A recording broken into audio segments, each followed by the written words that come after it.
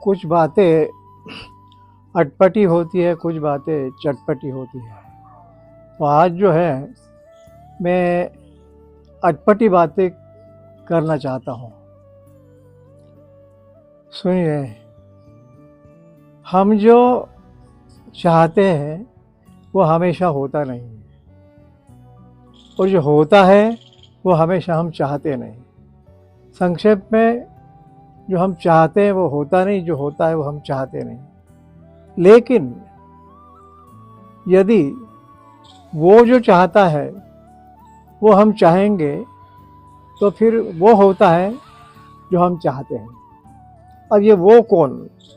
तो वो वही है जो पूरी दुनिया को चलाता है, सर्वशक्तिमान परमात्मा, जिसकी मर्जी के बिना पेड़ का पत्ता भी नहीं हिलता है।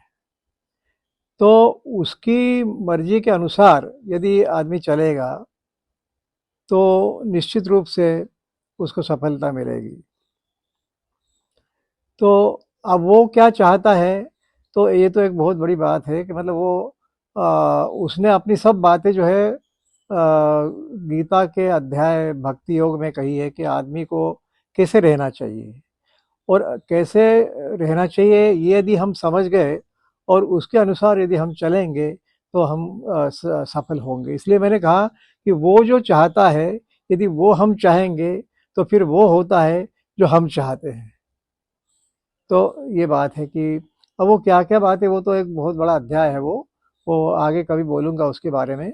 लेकिन छोटी-छोटी बातें हैं कि जैसे झूठ मत बोलो, किसी को परेशान मत करो, अपने व्यवहार से, अपने बातचीत से कोई व्यक्ति दुखी नहीं होना चाहिए। तो एक सिंपल बात है ये। तो ऐसी अनेक बातें हैं कि जो ईश्वर चाहता है, और यदि जो व्यक्ति इसके अनुसार चलता है वो ईश्वर का प्रिय होता है। तो इसलिए मैंने कहा कि जो हम चाहते हैं वो होता नहीं है, जो होता है वो हम चाहते नहीं, और जो वो चाहता है वो यदि हम चाहेंगे तो फिर वो होता है जो हम चाहते हैं। तो ये एक अटपटी बात जो झटपट समझ में नहीं आती और समझ में आ जाए तो फिर कल्याण हो जाता है।